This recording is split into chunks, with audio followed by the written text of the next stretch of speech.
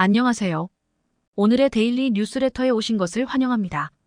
이스라엘과 팔레스타인 전쟁으로 인해 한 치 앞도 가늠할 수 없는 혼돈의 상황에 놓인 중동 지역에서 한국산 무기가 구세주로 등극했다는 소식입니다. 지정학적 리스크가 갈수록 고조되면서 UAE, 사우디 등 중동 핵심 국가들이 연이어 한국산 무기를 대거 도입하고 있다는데요. 기회의 땅 중동에서 한국산 무기를 향한 러브콜이 얼마나 뜨거운지 국내 방산 업체들이 정신없는 나날을 보내고 있다는데 자세히 알아보겠습니다. 살얼음판을 걷고 있던 중동 지역의 지정학적 리스크가 최근 더 고조되고 있습니다. 이스라엘이 가자지구 최남단 라파를 집중 공습하면서 대규모 사상자가 발생하는 등 도를 넘은 위협이 이어지고 있기 때문인데요. 라파 지역은 가자지구 최남단이면서 이집트 접경지로 북부에서 떠밀려온 피난민이 대거 몰린 곳이라 민간인 대량 학살의 위험이 고조되며 국제사회의 우려가 빗발치고 있는 상황입니다. 230만 명 정도인 가자지구 인구 가운데 절반 이상인 140만 명가량이 이곳으로 피신한 것으로 추정됩니다. 특히나 라파는 이스라엘의 봉쇄와 폭격을 피해 가자지구로 구호물자가 들어가는 사실상 유일한 통로로 이곳이 막히면 이제 이집트로 향할 수밖에 없습니다. 이에 대해 하마스는 집단 학살 전쟁이며 팔레스타인 주민들을 겨냥한 이스라엘을 강제 이주 시도라고 비판했지만 이스라엘은 미국 등 국제사회의 반대에도 아랑곳하지 않고 전쟁에 지라는 거냐며 물러설 의향이 전혀 없어 보입니다. 이렇듯 국제정세가 대격변을 맞이하고 있는 가운데 최근 중동 지역에서 한국산 무기를 대거 원하고 있다는 소식이 전해지며 또 한 번의 잭팟이 터질 거라는 기대감가 나오고 있다는데요. 특히나 그동안 수출 실적이 없었던 품목이 재조명되면서 한국 방산 분야의 새로운 수출 아이템으로 떠오르고 있다고 해 관심이 집중되고 있는 상황입니다. 방산업계에 따르면 사우디 다음으로 희소식이 들릴 가능성이 큰 국가로는 UAE가 거론되고 있는데요. 전력화 이후 수출 소식이 없었던 수리온이 UAE와의 수출 협상이 최종 임박하면서 대박을 칠 가능성이 높아졌습니다. 현재 KAI는 수리온 UAE 수출을 노리고 있는 중으로 이번에 UAE와 수출 협상이 타결되면 국산 헬기가 수출되는 최초의 사례가 될 전망입니다.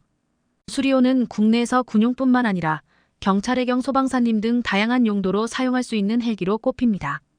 방산업계에 따르면 현재 KAI는 UAE와 수리온 파상형 수출을 논의 중이며 관련 논의가 거의 마무리 단계에 접어든 것으로 알려졌습니다. 작년에 UAE 측의 요청으로 속도를 내게 된 국산 헬기 수출 협상은 작년 12월 비공개 회의를 기점으로 구매 모델, 수량, 구체적인 요구사항이 구체화됐습니다. 현재 UAE가 원하는 모델은 해상작전에 특화된 기종으로 우리 해병대가 도입하는 상륙기동 헬기와 비슷한 스펙을 탑재할 거라는 후문입니다. UAE가 도입하려는 헬기 규모는 두 자릿수로 알려졌으며 헬기의 적 고속정 제압을 위한 무장 통합을 원하고 있어 공대공 미사일 1000검의 패키지 수출도 기대되고 있는 중입니다.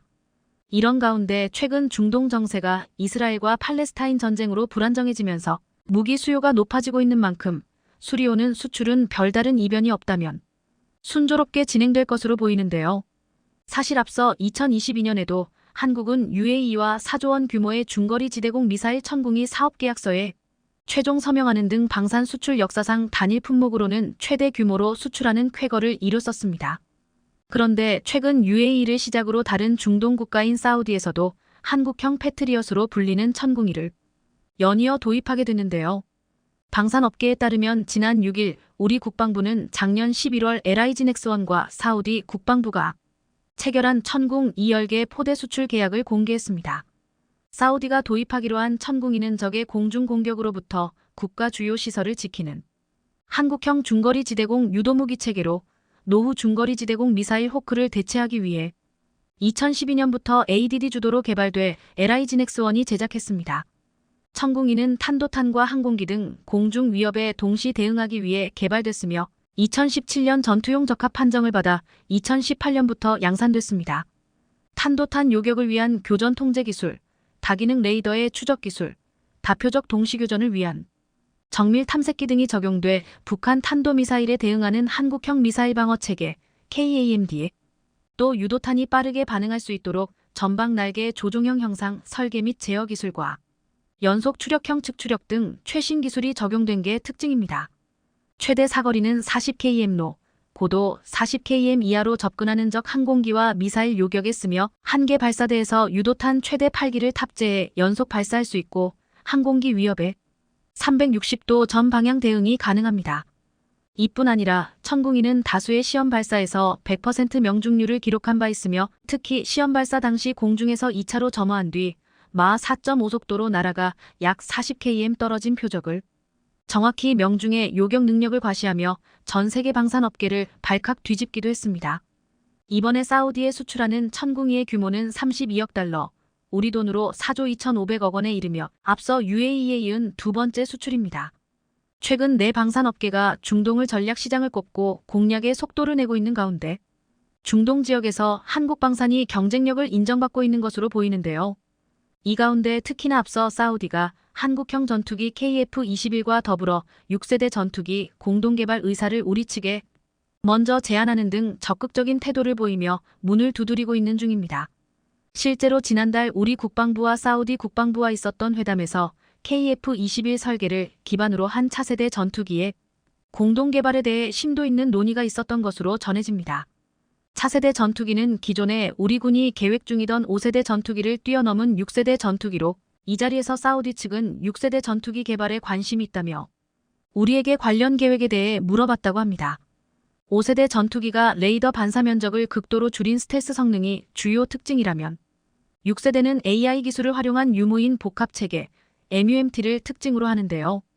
전투기 제조사인 KAI에 따르면 KF-21의 블록 3 개발 프로그램은 2029년쯤 시작돼 2033년에 완성될 전망입니다.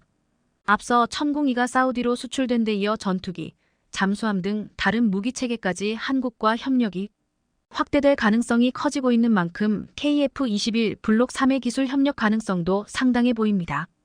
그리고 만약 사우디와 KF-21 관련 협력을 진행한다면 우리의 경우 사우디 무기 시장의 접근성을 높일 수 있고 사우디는 무기 국산화 비율을 높일 수 있어 서로 윈윈이라는 평가입니다. 이렇듯 최근 전방위적으로 확대되고 있는 사우디와의 방산 협력이 해군 분야로까지 확대되고 있어 또다시 오일머니 잭팟을 터뜨릴 조짐을 보이고 있는데요. 이번에는 사우디가 충남급 호위함과 잠수함을 구매할 가능성이 높다는데 사우디 현지에 조선소까지 설립될 수 있다는 이야기가 나오고 있어 엄청난 이목이 집중되고 있는 상황입니다. 방산업계에 따르면 HD 현대중공업은 앞서 4일 사우디 수도 리야드에서 열린 사우디 국제방산전시회 WDS에 참가해 최신의 호위함인 충남함을 비롯해 훈련함, 잠수함 등 최첨단 함정을 소개했습니다. 충남함은 국내 기술로 개발한 최첨단 복합 센서 마스트와 사면, 고정형 다기능 위상배 열레이더를 탑재한 한국 해군의 최신 전투함으로 당시 HD 현대중공업이 사우디 측의 군함 패키지를 제안해 엄청난 스포트라이트를 받았다고 합니다. 그것도 그럴 것이 현재 사우디는 미국과 불편한 관계가 형성되면서 독자적으로 해군력을 강화하기 위해 나서고 있는데 우리 조선사와 니즈가 맞아 러브콜을 보내온 겁니다. 실제로 한국은 사우디 해군이 원하고 있는 해군 함정 패키지와 함께 현지 해군 조선소 건립과 기술 지원과 같은 대규모 협력 사업을 진행할 기술력과 여력이 충분한 상황인데요. HD 현대중공업은 이번 전시회에서 사우디 국영 석유업체인 아람코와 국영 조선사와 전략적 협력 관계를 맺는 등 현지 조선소 건설에 합의하며 첫 발을 뗐습니다. 이에 따르면 사우디 현지 조선소에서는 HD 현대중공업이 로열티를 받고 제공한 기술을 통해 다양한 형태의 군함과 선박들이 건조될 예정으로 알려졌습니다. 이렇듯 이번 전시회를 계기로 사우디가 우리 조선소로부터 신형 호위함과 잠수함을 구매할 가능성이 엄청나게 높아진 것으로 보이는데요. 그리고 HD 현대중공업 말고도 다른 국내 방산 기업들도 앞서 사우디에서 열린 2024 WDS에 앞다퉈 참가하며 최첨단 방산 제품을 뽐내며 추가 수주에 대한 기대감을 높였다고 합니다.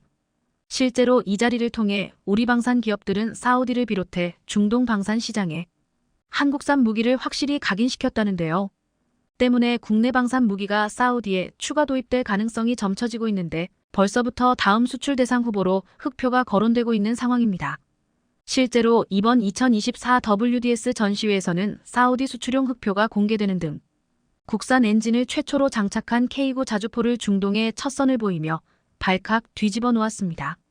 K9의 경우 그동안 중동 지역에서 도입을 간절히 원하고 있었음에도 불구하고 독일제 파워팩 탑재로 수출이 번번이 무산됐지만 이제는 이러한 장애물이 완전히 사라진 만큼 마음 놓고 수출 계약을 맺을 수 있게 됐습니다.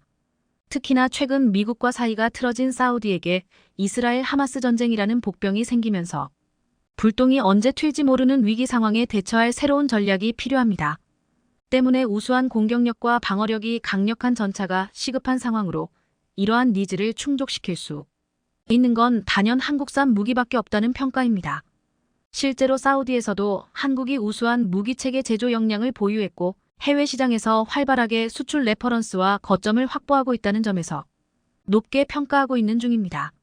국내 방산업계 역시 이러한 분위기를 감지하고 사우디를 비롯해 중동 시장 공략에 속도를 내고 있으며 조만간 좋은 소식들이 들려올 것으로 보이는데요. 지정학적 리스크가 중동 지역에 커지고 있는 만큼 한국 방산은 우수한 무기체계 제조 역량을 바탕으로 올해 역시 눈에 띄는 성장세를 보일 것으로 기대됩니다. 대한민국이 KF-21 전투기 수출에 본격적인 시동을 걸었습니다.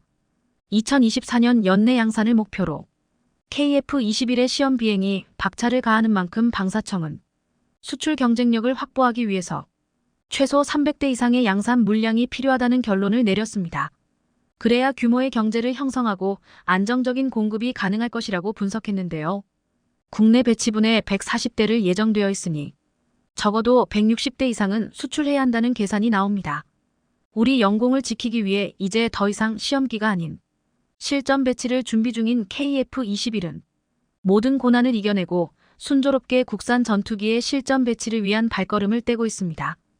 KF-21 전투기는 현재 폴란드를 비롯해 사우디나 루마니아, 필리핀 등 많은 나라들의 관심을 받고 있어 수출이 쉬워 보이는 데요.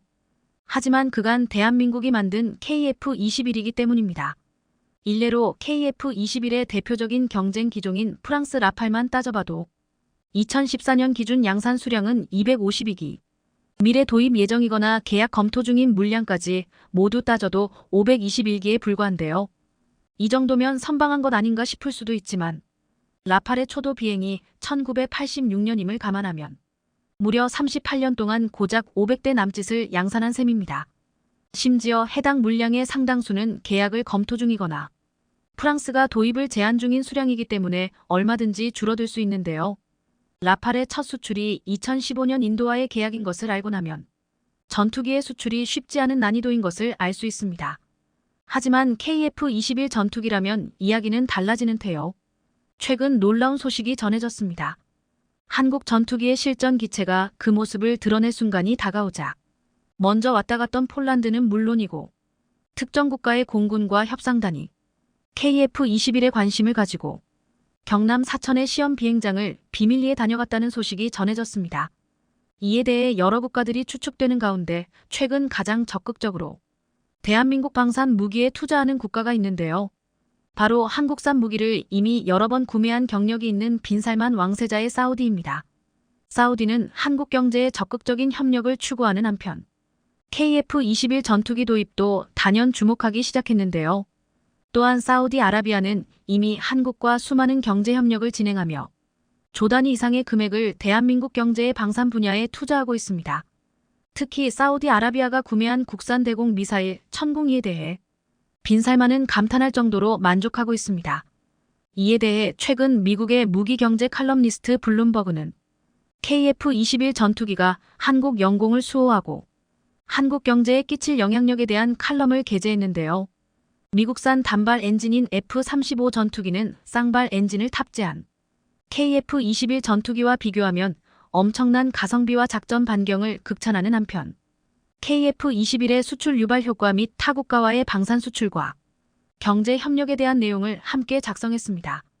관련 내용에 따르면 KF-21의 부품 생산과 공장 주변 시설 운영 등 부가가치 유발 효과는 최소 6조 원이며 전투기 수출 유발 효과 역시 25조 원 이상으로 책정되었습니다. 결국 한국의 KF-21 전투기가 실전 배치되는 순간부터 기술적 파급 효과는 최소 30조 원의 금액에 달할 것이라고 정확히 설명했는데요. 특히 KF-21 전투기는 블록 단계로 진화 과정을 거치고 있기 때문에 이 부분을 고려해 분석한 자료를 본다면 KF-21 전투기의 활용도는 무궁무진해집니다. 그렇기에 전 세계 여러 국가들 역시 KF-21 전투기에 블록 2와 블록 3에도 지대한 관심을 가지고 있습니다. KF-21 전투기의 블록 3가 목표한 대로 성공을 거둔다면 한국 공군은 주변국에 비해 확실한 성능 비교 시 우위를 점할 수 있는데요. 한국산 KF-21 전투기는 블록 단계에 따라 성능 차이가 있기 때문에 세계 여러 국가들은 단계별로 KF-21 전투기를 자국 상황에 맞춰 구매하고 배지하려는 계획을 세우고 있습니다. 블록 1을 구매하더라도 블록 2부터는 개량 사업까지 고려하는 상태이며 단계적으로 총 300대가량의 KF-21 개량 계획을 가지고 있다고 볼 수 있습니다.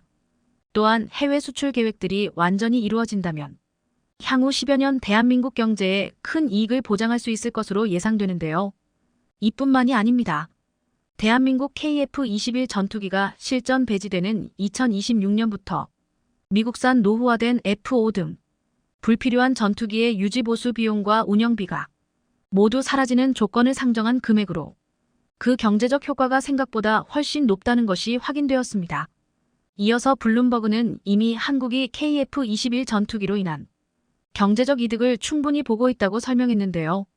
사업 시작 이듬해부터 일자 협력업체들과 관계를 다지며 무려 1만 5천 명 이상의 일자리를 창출하는 것에 성공했습니다. 이러한 KF-21 전투기의 경제유발 파급력에 대해 방위사업청의 전투기 사업단장은 KF-21 프로젝트가 완료될 때까지 경제적 유발 효과가 무려 12만 명에 달할 것이라고 예상되며 본격적 수출이 이루어지게 될 경우 해외 수출 생산 라인까지 고려한다면 지금보다 훨씬 많은 인력 고용 창출 효과를 가져올 것이라 전망했습니다. 실제로 대한민국 방사청은 KF-21 전투기의 최종 개발이 완료된다면 미국산 로키드 마틴의 F-35와 직접 경쟁하며 최소 200대에서 300대 이상의 해외 수출 잠재력이 있다고 판단했는데요. 그런데 초기 개발 단계에서 예상했던 것보다 현재 KF-21 보라매가 더욱 홍보가 잘 되고 있는 편이고 폴란드를 시작해 수많은 유럽 지역에서 KF-21 전투기 구매를 원하고 있습니다. 특히 폴란드가 한국산 방산 무기에 적극적이었으며 현재 필리핀과 루마니아까지 한국산 전투기 도입과 관련해 깊은 관심을 보이고 있습니다. 무엇보다 중동 석유부국에서도 한국산 KF-21 전투기에 대한 관심이 높은 태요. 특히 사우디아라비아의 빈살만 왕세자는 한국과 경제적 교류 이외에 한국산 방산무기에 대해 관심을 가지고 있습니다. 사우디는 여전히 추가적인 무기 구매가 필요한 태요. 그중 강력한 차세대 전투기 구매를 지속적으로 원하고 있습니다. 사우디아라비아는 첨단 기술력의 수준이 낮고 국가 안보 문제가 있음에도 경제적으로는 부유한 국가인데요. 석유 수출 사업에 주력하여 국가 수출품의 석유가 절반 이상을 차지하고 있을 정도로 석유 수출을 통해 국가 예산을 확보하고 있습니다. 특히 1년 국방 예산을 300조 원 가까이 사용하며 불안한 국가 안보 위기를 해소하려 노력하고 있는데요. 그렇게 사우디가 관심을 가지는 것이 바로 차세대 전투기입니다. 사우디가 처음 관심이 있었던 건 미국산 F-35 전투기였으나 미 의회 반대로 도입에 실패하자 눈에 띈 것이 바로 한국산 KF-21 전투기였습니다. KF-21 전투기의 독보적인 성능을 눈으로 확인한 사우디는 한국산 전투기의 시험 비행에 깊은 관심을 보였는데요. 수차례 사우디 공군 관계자가 한국 KF-21 구매를 위해 한국으로 비공식 방문을 했다는 소식까지 전해졌습니다. 이미 과거에도 사우디는 한국으로부터 최첨단 요격 시스템인 천공이를 도입했던 경험이 있고 한국과 다양한 군사협정을 맺었던 이력이 있던 나라입니다. 그렇게 한국과의 거래는 훌륭한 선택이 될 것이라고 빈살만 왕세자는 확신했는데요. 최근 사우디와 4차 군사 협력이 이루어졌습니다. 더욱 자세한 내용이 이어질 것이라는 소식이 들려오며 사우디가 KF-21 전투기의 공동개발국이 될 수 있을지에 대한 귀추가 매우 주목됩니다. 루마니아가 K 전차와 K 구자주포를 도입해 군사력을 강화할 것이다. 미국 디펜스 뉴스 디펜스 누주. 최근 노르웨이에 이어 리투아니아도 독일 레오파드 2 전차를 구매하기로 하면서 한국의 K 전차가 유럽에 진출하기가 얼마나 어려운지를 다시 한번 보여줬다고 했습니다. 그런데 이 와중에 폴란드에 이어 루마니아가 한국산 이전 차 300대를 도입한다고 해서 주목되고 있습니다. 루마니아는 구형인 루마니아 주력 전차 TR-85M1 비조놀 BIGONUA를 대체하기 위해 신형 전차 도입을 서두르고 있습니다. 이미 미국의 에이브럼즈 전차를 54대 구입했지만 앞으로 300대의 전차를 더 도입하겠다는 계획을 세우고 있습니다. 독일 레오파드 레퍼드 EA8 전차도 후보가 되었지만 폴란드가 현대로템의 KE 전차를 구매하면서 한국산 무기로 눈을 돌렸습니다. 폴란드와 루마니아는 종종 상호 운용성이 핵심으로 동일한 무기 시스템을 구입해왔기에 폴란드가 KE 전차를 대거 구입한 것이 루마니아에게도 큰 영향을 준 것이 틀림없었습니다. 루마니아 육군 조달 담당관 테오도르 인시카슈 장군은 지난 7일 루마니아에서 열린 2024만 루마니아 방위산업협력회의에서 약 300대의 전차 구매를 원한다면서 우리의 목표는 루마니아 군대에 가장 효율적인 군사 장비를 제공하고 운영을 보장하는 것이라며 KE 전차 도입을 시사한 바 있습니다. 그런데 지금 루마니아의 결정은 인근 국가 리투아니아와 극명하게 갈리면서 전력 보강에서 전혀 다른 결과를 가지고 올 것이라고 말하고 있습니다. 리투아니아는 당초 KE 전차와 미국 에이브람스 전차도 고려했지만 결국 독일의 레오파드 2전차 54대를 도입하는 길을 선택했습니다. 리투아니아군과 리투아니아 국방자원청은 이 세 개의 전차를 시험하여 종합적인 시장 분석과 군사적 평가를 고려해 결정했다고 했습니다. 독일 레오파드 2전차를 결정하는 데 영향을 미친 평가 기준은 비용 및 유지 보수 비용, 운영 환경이라고 말했습니다. 중요한 것은 레오파드의 다양한 버전이 노르웨이, 네덜란드, 독일 등 14개의 나토 동맹국을 포함해 전 세계 23개국에 퍼져 있다고 말했습니다. 이 때문에 레오파드 탱크를 구입하면 높은 상호작용과 호환성이 보장된다는 것입니다. 모든 전차의 납기는 4에서 6년 정도로 비슷하지만 독일 전차의 가장 큰 장점은 유지 비용이 훨씬 낮은데 에이브람스는 레오파드보다 운영 비용이 1.5배가 더 높다고 했습니다. 하지만 전문가들은 이 같은 분석에는 치명적인 실수가 있다고 말하고 있습니다. 폴란드 경제 포털 비즈니스 알러트는 27일 폴란드가 군수산업 덕분에 한국의 유럽 교두보가 될 것이라고 했습니다. 폴란드와 한국의 협력은 무기 구매에만 국한되지 않고 에너지, 통신, 기술 4.0 및 건설 부문에서도 개발되고 있다고 했습니다. 그러면서 폴란드는 왜 프랑스와 독일이 아닌 한국에서 무기를 도입했는지를 설명해 줬습니다. 한국에서 주문한 장비를 비교적 짧은 시간 만에 인도할 수 있는데 반면 독일과 프랑스는 현재 생산 능력이 매우 낮기 때문에 주문이 훨씬 더 오랜 기간 동안 이행된다고 말했습니다. 이것의 가장 좋은 예는 레오파드에 대한 노르웨이의 주문인데 이는 단 54대가 8년 만에 인도가 완료될 예정이라고 했습니다. 반면 동시에 한국은 4년 안에 폴란드에 KE 전차 180대를 인도할 예정이라며 극단적으로 대비된다고 했습니다. 한국은 3배의 양을 절반의 시간에 인도해내는 무서운 생산력을 가지고 있다는 것입니다. 그렇다면 먼저 주문한 노르웨이도 8년 만에 54대를 받게 되는데 이제 주문한 리투아니아는 앞으로 전차를 받으려면 10년 이상이 걸릴 수밖에 없을 것으로 보이고 있습니다. 한 국내 네티즌은 리투 애들은 신형 전차를 2035년 이후에나 받을 수 있으려나? 라고 묻기도 했습니다. 이것이 지금 루마니아가 독일 전차 도입을 포기하고 한국산 KE 전차를 도입하려 하는 중요한 이유이기도 합니다. 덴마크 방위산업체 관계자 모겐센은 한국의 KE와 K9의 연간 생산 능력에 대해서 말했습니다. 모겐센은 현재 현대로템과 한화가 생산 능력을 2배로 늘리고 있다며 KE 전차는 연간 150에서 180대, K9 자주포는 연간 300에서 320대, K10은 연간 150대를 생산할 수 있게 된다고 말했습니다. 이 정도 생산력은 지금 1년 안에 웬만한 국가의 육군 전력을 만들 수 있는 놀라운 양입니다. 올해 안에 폴란드와 현대로템과 한화에어로스페이스의 2차 이행 계약이 성사되면 1차에 이어 KE 전차 820대, K9 자주포 430여 문, 천무 80여 문 등이 추가로 계약될 것으로 전망되고 있습니다. 리투아니아가 레오파드 전차를 선택한 가장 큰 이유 중 하나가 나토 국가들이 독일산 전차를 가장 많이 운용해 호환성과 유지 보수에서 유리하기 때문이라고 했습니다. 하지만 한국이 폴란드에 1000대의 KE 전차를 인도하고 루마니아에 300대를 전달하면 순식간에 1300대의 전차가 유럽에 배치되게 됩니다. 중요한 것은 이 전차가 다 인도필 때까지 리투아니아는 독일에게 주문한 레오파드 전차를 다 받지 못할 가능성이 크다는 것입니다. 최근 독일로부터 전차, 장갑차를 구매한 나라는 대부분 납기 지연을 겪었습니다. 독일제 기갑 차량은 초도 물량 인수에 4에서 5년, 계약 물량 완납까지 7에서 10년 이상이 걸렸습니다. 글로벌 공급망 교란이 심해진 지금은 납기가 얼마나 더 지연될지 모른다고 했습니다. 이에 지금 독일 라인메탈도 한국처럼 생산량을 늘리려고 하고 있지만 쉽지 않은 상황입니다. 2021년 라인메탈에는 21.000명의 직원이 있었지만 지금은 25,000명으로 늘렸으나 아직도 구인 사이트에는 1,300개의 채용 공고가 있다고 했습니다. 한국의 현대로템이나 한화는 로봇을 사용한 자동화 시스템으로 많은 생산을 쉽게 할 수 있으나 아직도 숙련된 인력에 많이 의존하는 독일 라인메탈은 인력도 잘 뽑히지 않지만 인력을 뽑아도 숙련시키기까지 기간이 많이 걸려 쉽게 생산량을 증가시킬 수 없다는 것입니다.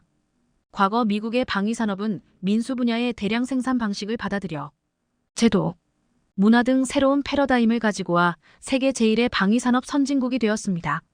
하지만 독일과 영국 등의 나라들은 기존의 방식과 패러다임을 유지한 채 대량 생산 방식 일부만 적용하고 숙련된 장인, 마이스터에 의해 양질의 마감 과정이 있어야 한다는 신념을 버리지 않았습니다. 이로 인해 독일은 아직도 전통적인 숙련공인 마이스터 위주의 노동할당 방식을 지금도 쓰고 있습니다.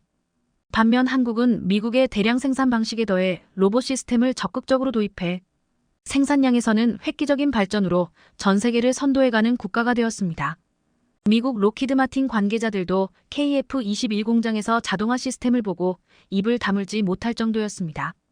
한화 에어로스페이스의 창원 공장은 1의 1000분의 1에 해당하는 미크론 단위의 초정밀 가공이 가능한 세계 유일한 스마트 팩토리입니다. 창원 공장에 들어서면 사람이 범접할 수 없는 로봇들의 세상이 펼쳐진다고 했습니다. 사람들은 무인문 반 로봇이 지나가는 광경을 지켜보며 로봇이 사람들을 알아서 피해 다닌다고 했습니다.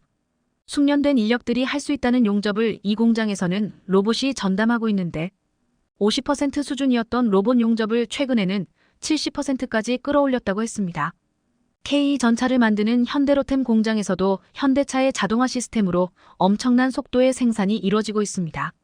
장갑차의 경우 9개의 조립 공정을 거치는데 자동차 생산 공장처럼 자동화된 컨베이어 벨트를 이용해 이동시키고 있습니다. 또한 턴오버 장치를 이용하면 무거운 차체를 180도 뒤집어 하부 작업을 빠르고 편하게 할 수 있습니다. 현대로템 관계자는 지난 40여 년 동안 축적한 기술력과 현대자동차 그룹의 자동차 생산 노하우가 적용된 결과라고 말했습니다. 유럽의 한 언론은 한국의 K전차가 폴란드와 루마니아 1,300대를 기반으로 유럽에서 총 3,600대를 팔아 레오파드를 능가하는 글로벌 베스트셀러를 목표로 하고 있다고 했습니다. 폴란드는 혈맹이라 불리는 루마니아에게 K전차를 사라고 권유하고 지금 KEPL 기반의 차세대 전차 개발 사업을 스페인과 이탈리아 등의 공동 개발을 제안한 상황입니다. 지금 독일과 프랑스가 유럽에서 차세대 전차 개발을 두고서 서로 싸우고 있는 사이 폴란드가 한국산 전차를 도입해 소외된 스페인과 이탈리아와 손을 잡으려고 하는 것입니다. 이탈리아와 스페인은 이미 폴란드가 2년 전에 신형전 차 개발 사업에서 반독일 전선을 구축하여 동맹을 제안한 국가입니다. 만약 스페인과 이탈리아가 K전차를 도입한다면 유럽의 전차 지형은 완전히 바뀌게 됩니다. 루마니아가 그 시작이 될 것이라고 했습니다. 우크라이나 전쟁을 비롯한 국제사회의 충돌과 갈등이 심해지면서 유럽 내의 정치적 군사적 지형이 바뀌고 있습니다. 놀랍게도 여기에 폴란드를 중심으로 한국산 무기가 유럽 표준으로 가는 루트가 만들어지고 있습니다. 전장을 주름잡던 전차의 전성시대가 끝나가고 있다. 지상전의 왕자라 불리던 탱크가 이번 우크라이나 전쟁에서 속절없이 무너지면서 이제 탱크의 시대가 끝났다는 말까지 나오고 있습니다. 실제로 17일 외신에 따르면 개전 이후 러시아는 전차와 장갑차 1292대를 잃었다고 보도되었습니다. 이것은 대전차 미사일 제블린의 활약과 군용 드론의 타격으로 인한 것이었습니다. 러시아 전차 부대에 가장 큰 피해를 주고 있는 무기는 미국의 대전차 유도 미사일인 제블린으로 알려져 있습니다. 제블린은 사거리가 2.4km 정도여서 매복 공격이 용이한데 러시아군의 300여 대의 전차를 박살내며 러시아군 기동을 지연시키는 주요 방어 무기로 활약했습니다. 또한 최근 러시아군이 수도 키이우를 압박하기 위해 진격하다가 며칠 만에 64km에 달하는 행렬이 멈춰서 궁금증을 낳았습니다. 그런데 그 이유는 우크라이나의 30명으로 구성된 특수부대의 활약 때문이었습니다. 이 특수부대원들은 사륜 오토바이를 타고 숲을 가로질러 러시아군이 진격하던 도로 양쪽으로 접근했습니다. 이들은 어두워지길 기다리면서 드론으로 러시아군 선두 차량이 3대를 파괴해 전진을 멈추게 만들었습니다. 이 부대원들은 이틀을 더 머물며 더 많은 차량을 파괴했고 러시아군은 연료도 폭탄도 없이 도로에 갇혀 추위에 떨었습니다. 그런데 이번 전쟁을 통해서 전차의 전성시대가 끝났다는 말은 섣부른 판단이라는 말이 나오고 있습니다. 이번에 사용된 러시아의 구형 전차와 장갑차들과 지금 개발되어 나오고 있는 미래의 전차와 장갑차들은 전혀 다르기 때문입니다. 그 중에서 최근 5조 원 규모의 호주 장갑차 사업에 가장 유력한 후보로 떠오르고 있는 국산 보병 전투장갑차 레드백이 다시금 거론되고 있습니다. 많은 이들은 세계 최강이라 불리는 레드백이나 K 전차가 이번 전투에 참여했다면 전혀 다른 결과를 가지고 왔을 것이라는 말을 하고 있습니다. 우선 레드백은 적의 미사일 공격으로부터 위치를 노출시키지 않는 스텔스 기능을 가지고 있습니다. 레드백은 솔라, 시그마 쉴드 열상 위장막을 두른 기동 위장 체계를 가지고 있어 열상 감시 장비 탐지는 물론 열추적 미사일 공격을 회피할 수 있도록 설계되어 있습니다. 이는 차량 내부 온도를 낮춰주는 효과도 있지만 중요한 것은 열상 감시 장비와 열추적 미사일의 탐지 공격으로부터 장갑차를 일종의 스텔스 무기로 만들어준다는 것입니다.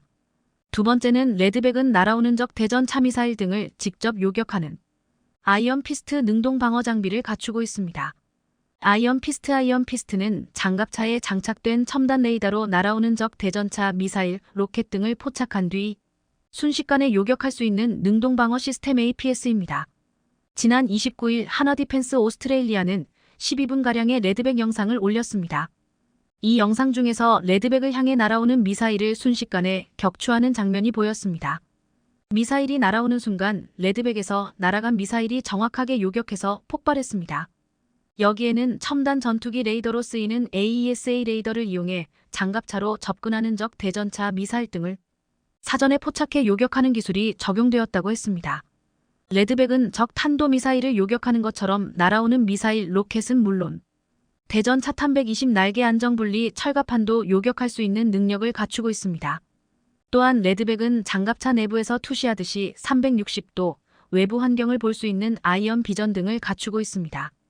장갑차 외부에 여러 대의 카메라를 설치해 승무원이 위험한 장갑차 외부로 나가지 않고도 외부 상황을 손바닥 들여다보듯이 손쉽게 볼 수 있게 해주는 방식입니다. 마치 장갑을 투시해보는 듯한 형태인데 이를 통해 장갑차 안에서 기관포와 기관총 등을 표적을 향해 정확히 사격할 수도 있습니다. 이런 스텔스 기능과 능동 방어 장비를 갖춘 레드백이 이번 우크라이나 전투에 참여했다면 쉽게 깰 수 없는 무시무시한 전력이 되었을 것이라고 분석하고 있습니다. 또한 이번에 우크라이나 전쟁에서 러시아 전차가 제블린의 무참히 깨지자 일각에서는 우리 K 전차가 공격을 받는다면 어떻게 될까라는 질문이 올라왔습니다. 그러자 전문가들은 K 전차는 방호용 레이더와 레이저 경고 장치, 유도교란 통제 장치, 각종 발사 장치, 복합 연막탄 등 소프트킬 형식의 능동 방호 체계를 탑재하고 있다고 했습니다. 이를 통해 적 대전차 유도 미사일이 날아올 경우 이를 감지해 미사일이 날아오는 방향으로 즉시 복합 연막탄을 발사해 미사일을 교란하고 신속하게 회피할 수 있다고 했습니다. 많은 이들은 레드백을 도입하려는 호주가 섬나라인데 왜 전차나 장갑차와 같은 육군 전력 강화에 힘을 쓰고 있냐고 의문을 제기했습니다. 전문가들은 이를 이해하려면 과거 한전 주한미군 사령관이 한 말을 들으면 쉽게 납득이 된다고 했습니다. 그는 한국 육군이 일본 본토에 상륙하기만 하면 일본은 끝난다는 게 정설이다라고 말했습니다. 일본도 호주와 같은 섬나라여서 해상 전력과 공중 전력을 강화시키고 있지만 이것은 상대방이 미사일을 가지고 있다면 이야기가 달라진다고 했습니다. 한국은 이미 엄청난 장거리 미사일을 가지고 있기에 이 미사일로 일본의 전함과 주요 군사시설을 파괴시켜 놓은 후 육군이 상륙작전을 벌인다면 한국의 육군과 비교조차 되지 않는 일본의 육상자위대는 쑥대밭이 된다는 것이었습니다. 이번에 우리 군은 북한이 ICBM을 시험 발사하자 현무이시 단거리 탄도미사일의 실사격 훈련을 처음으로 벌였습니다. 현무이시 미사일은 과거 한미 미사일 사거리 제한을 의식해서 800km를 날아간다고 했지만 실제 사거리는 1000km가 넘을 것이란 관측이 나왔습니다. 사거리 1000km는 북한 전역은 물론 중국 베이징과 일본 도쿄를 타격할 수 있는 거리입니다. 일본은 지난해 10년 내에 사거리 1000km 이상 순항미사일을 개발해서 실전 배치한다고 큰 소리 쳤습니다. 하지만 한국은 이미 1000km 사거리를 가진 현무-20 미사일을 2017년 실전 배치했습니다. 한국은 지금 탄도미사일 현무-2뿐만 아니라 순항미사일 현무-3을 비롯해 현무-4 미사일까지 개발했고 일각에서는 더 이상 놔둘 곳이 없을 정도로 만들었다고 보고 있습니다. 우리 군이 총 2000발 이상을 확보해 전쟁 발발 시 북한군 전력의 70% 파괴할 때 6일 걸리던 것을 단 1일 만에 파괴하는 것을 목표로 바꾸었다고 했습니다. 이런 한국의 미사일은 일본이 한국보다 우월한 해상력으로 아무리 막는다고 해도 단번에 우리 미사일이 일본 열도에 쏟아지면 섬나라 일본은 속수무책으로 한국 육군의 진입을 막아낼 수 없다고 했습니다. 아사디사피 한국 육군은 포방부라고 부를 정도로 무시무시한 화력을 가지고 있습니다. 이런 점을 일본과 같은 섬나라 호주도 알고 있기에 지금 육군 전력을 강화시키려고 하는 것으로 분석되고 있습니다. 지금 호주의 최대 위협이 되고 있는 중국은 장거리 미사일을 끊임없이 개발하고 있고 또한 최근 중국이 호주 인근의 솔로몬 제도와 군사협력을 시도하고 있어 긴장감을 증폭시키고 있습니다. 중국 정부는 남태평양 섬나라인 솔로몬 제도에 병력을 파견하여 해군기지 건설 등을 골자로 하는 군사협정을 추진하고 있습니다. 중국이 이번에 솔로몬 제도와 협정을 체결하면 남중국해를 넘어 남태평양에서도 해양작전에 나설 수 있는 근거와 명분을 확보한다고 했습니다. 호주 정부는 이번에 군사협정이 체결되면 큰 위협이 된다며 불안해하고 있는데 이 때문에 지금 국방력을 더욱 빨리 강화시키려 하는 움직임이 일어나고 있습니다. 호주는 지금 레드백을 비롯해 한국의 K9자주포 등을 수입하면서 육군 전력을 강화시키려 하고 있습니다.